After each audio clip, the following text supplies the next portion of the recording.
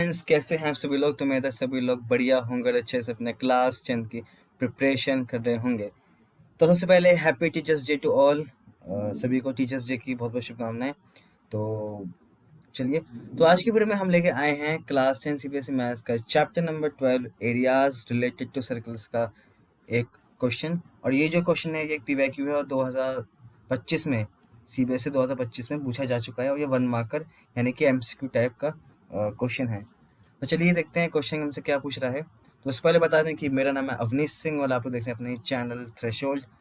तो चलिए क्वेश्चन को देखते हैं। तो क्वेश्चन हमसे पूछ रहा है कि the area of a sector of a circle of radius 36 centimetre is 54 pi centimetre square, then the length of the corresponding arc of the sector is. तो हमसे पूछा जा रहा है कि एक सर्कल का एक सेक्टर है ना, जिसका रेडियस है 36 सेंटीमीटर और एरिया है 54 पाई सेंटीमीटर स्क्वायर। तो हमें बताना है कि लेंथ ऑफ द आर्क है ना, ऑफ द सेक्टर, यानी आर्क ऑफ द सेक्टर हमें बताना है। Length of the corresponding arc of the sector, तो हमें ये बताना है। तो इसके लिए हमारे पास कुछ फॉर्मूले हैं जिनका हम प्रयोग करके इस क्वेश्चन को सॉल्व करेंगे। तो सबसे पहले हमें यहाँ पे क्वेश्चन में बताया हुआ है दो चीज़ों के बारे में। तो पहला बात हुई गई है एरिया ऑफ सेक्टर की, ठीक है। किसकी बात हुई है? एरिया ऑफ सेक्टर की। तो ऐसे कीवर्ड्स हमें पकड़ने हैं क्वेश्चन में। तो पहला कीवर्ड क्या है हमारा? हाँ, पहला कीवर्ड है हमारा एरिया ऑफ सेक्टर और दूसरा है हमारा length of the arc of the sector. तो हमें इन्हीं से रिलेटेड कुछ फॉर्मूले जो हमें दिए गए हैं, जो एनसीईआरटी मैंने छोड़ गई थी, हमें उनको यहाँ लिख लेने हैं। तो सबसे पहले फॉर्मूला हमारा होता है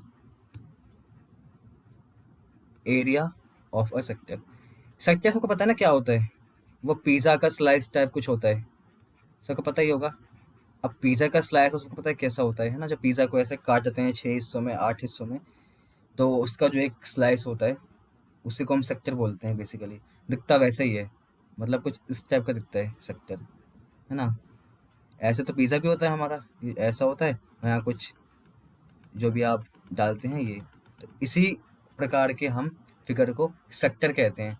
तो इसी का जो एरिया है उसका फॉर्मूला होता है। अब सेक्टर सबको पता है, पिज़्ज़ा सबको पता है, लेकिन फॉर्मूला सबको नहीं पता होना चाहिए। जो होता है हमारा थीटा अपॉन में 360 इंटू में पाई आर स्क्वायर।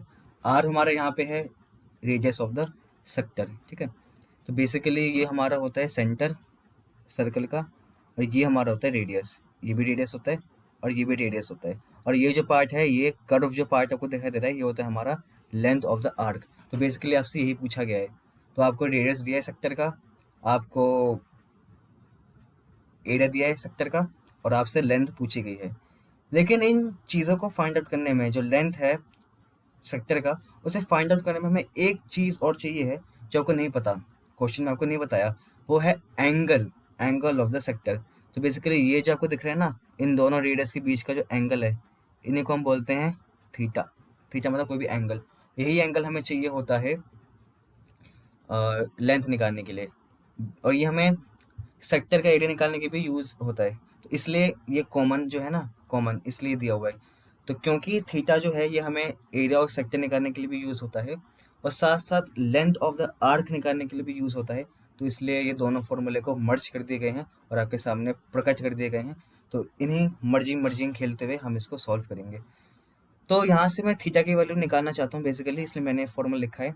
तो असली फॉर्मूला जो हमसे पूछा भी गया है वो पूछा गया है लेंथ ऑफ द सेक्टर या आर्क, है ना, सेक्टर नहीं आर्क। तो length of the arc of the sector, length of the arc, ठीक है। इसका फॉर्मूला होता है हमारे पास थीटा अपॉन में 360। ये हिस्सा तो एकदम सेम है, ये होगा हमारा, बस चेंज क्या है यहाँ पे 2 पाई आर होगा। 2 पाई आर भी क्यों लिखा है? देखो ये बाउंड्री तो है एक तरीके की। तो जो सर्कल की जो ये जो आर्क है, ये थीटा अपॉन में 360th पार्ट है ऑफ द पेरीमीटर या सर्कमफ्रेंस ऑफ द सर्कल। और ये जो सेक्टर का जो एरिया है, बेसिकली ये टोटल सर्कल के एरिया का थीटा अपॉन 360th पार्ट है। तो आई थिंक सबको क्लियर हो गया होगा। इसलिए हमने यहाँ पे पाई आर स्क्वायर लिखा है क्योंकि हमें ये एरिया पूछा गया है इसलिए, और हमें यहाँ पे 2 पाई आर लिखा है हमने क्योंकि यहाँ पे हमें सर्कमफ्रेंस का इतना पार्ट पूछा गया था इसलिए।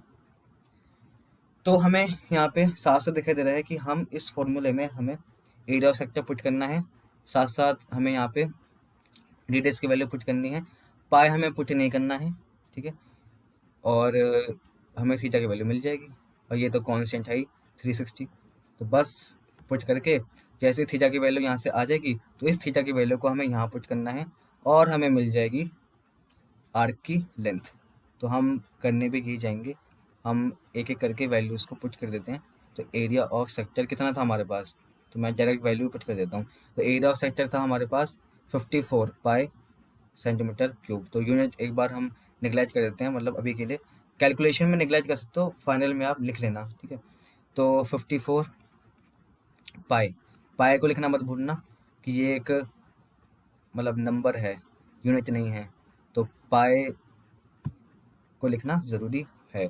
तो 54 पाई इज इक्वल टू में तो एरिया हो गया। अब थीटा, थीटा में नहीं गिवन है तो थीटा में फाइंड आउट करना है तो इसको थीटा ही रहने देते हैं, अपॉन में 360। अब हमारे पास था पाई आर स्क्वायर, तो पाई लिख दिया हमने, और रेडियस हमें पता ही था, रेडियस हमारा कितना है 36, तो हमने लिखा 36 का स्क्वायर, 36 का स्क्वायर। तो 36 का स्क्वायर यानी कि 54 pi is equal to theta upon में 360 इंटू में पाई इंटू में 36 इंटू में 36। क्या मैं 36 के स्क्वायर को कुछ इस तरीके से लिख सकता हूँ? भाई ये तो लिख सकते हैं, ऐसे तो लिख सकते हैं ना, बिल्कुल। अब सबसे पहले पहली नज़रों में मुझे दिख रहा है भैया, जो सबसे पहले सभी लोग करेंगे भाई पाए से पाए काट दो। अब यहाँ मुझे दिख रहा है कि यहाँ 36 वन ज़ा और 36 टेन ज़ा, ये ऐसे कैंसिल आउट हो रहे हैं, तो मैंने इसको कैंसिल आउट कर दिया। बाकी क्या बचा मेरा, मेरा बचा 54।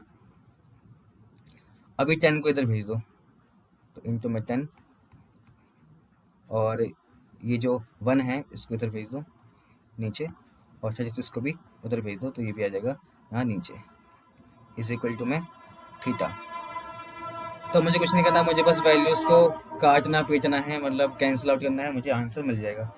तो यहाँ पे इसको 2 से काटते हैं सबसे पहले, तो 2 18 ज़ा 36, 2 2 ज़ा 4, 2 7 ज़ा 14, and 3 6 ज़ा 18, 3 6 ज़ा 18, and 3 9 ज़ा 27.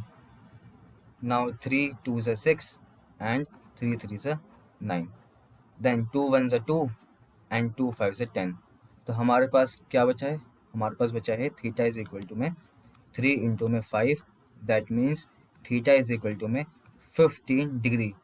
डिग्री लगाना ज़रूरी है क्योंकि ये डिग्री में है, मतलब थीटा डिग्री में है ना, तो डिग्री लगाना ज़रूरी है। तो हमें थीटा की वैल्यू सक्सेसफुली 15 डिग्री मिल चुकी है, और इससे हमारा आधा क्वेश्चन जो है वो सॉल्व हो चुका है, और क्वेश्चन की सरदर्दी भी ख़त्म हो गई है, ठीक है। तो यहाँ पे जब मुझे थीटा की वैल्यू 15 डिग्री मिल चुकी है, तो मैं इस वैल्यू को अब इस फॉर्मूले में पुट करूँगा और इजीली मेरा आंसर आ जाएगा बस। और क्या करना है, कुछ भी नहीं करना है, इतना सिंपल सवाल तो पूछती है CBSE। तो now length of the arc, length of the arc, length of the arc. देखो मैंने आपके लिए ना लिखा अलग पेन से है और काटा अलग पेन से है, ताकि समझ में आ जाए, इससे क्लैरिटी और बढ़ जाती है। तो प्लीज़ इसका फ़ायदा उठाना, इसका फ़ायदा लोग नहीं उठाते हैं पर आप उठाएं। तो लेंथ ऑफ द आर्क का फॉर्मूला कितना होता था, मैंने बताया था ऊपर, वो होता था थीटा अपॉन में 360 डिग्री। अब कंफ्यूज हो गया तो कंफ्यूज होने की ज़रूरत नहीं है, आर्क की लेंथ पूछी गई है। आर्क की लेंथ क्या होती है, जैसे मेरा पूरा सर्कमफ्रेंस है तो इतना पार्ट या कुछ ऐसा ही आर्क की लेंथ होती है। तो ये क्या है, सर्कमफ्रेंस का तो पार्ट है, तो बस theta by 360th part of the circumference, और सर्कमफ्रेंस का फॉर्मूला क्या होता है 2πr, बस कुछ नहीं करना, इतना तो सिंपल है। अब जैसे मुझे ये फॉर्मूला मिल गया ना, मेरा क्वेश्चन रहा ही नहीं रहा। अब क्या करना है यार, पुट ही तो करना है, कर दो। तो थीटा की वैल्यू आई है 15 डिग्री, 15 पुट किया, नीचे 360 था तो 360 लिख दिया, इंटू में 2 पाई, पाई को मैं ऐसे लिख देता हूँ, ठीक है। और आपको अगर याद हो तो ऊपर जो हमारा आंसर है, जो ऑप्शन है, वो हमारे पाए पाए के टर्म्स में है। मतलब मुझे पहले हिंट मिल चुका है, मुझे पाए को छेड़ना नहीं है, है ना। अगर मैंने छेड़ दिया तो मेरा आंसर नहीं आएगा जो ऑप्शन में है। हालांकि सही होगा बट ऑप्शन के साथ मैच नहीं करेगा। और रेडियस हमारा था 36। तो 36 वन 36, 36 10 ये हो गया, और 2 1 2, 2 5 10, 5 1 5, 5 3 15। तो आंसर आ गया हमारा 3 पाई सेंटीमीटर। ठीक है, सेंटीमीटर होगा क्योंकि लेंथ है, एरिया नहीं है। ठीक है, तो यूनिट का ध्यान रखिएगा।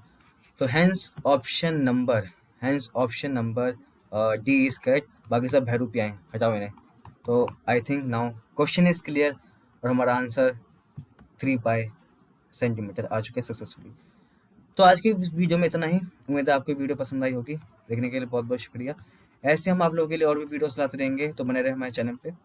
मुलाकात होगी अगली वीडियो में अलग एक नए क्वेश्चन और कॉन्सेप्ट के साथ। जब तक ये take care, bye bye, good night, all the very best.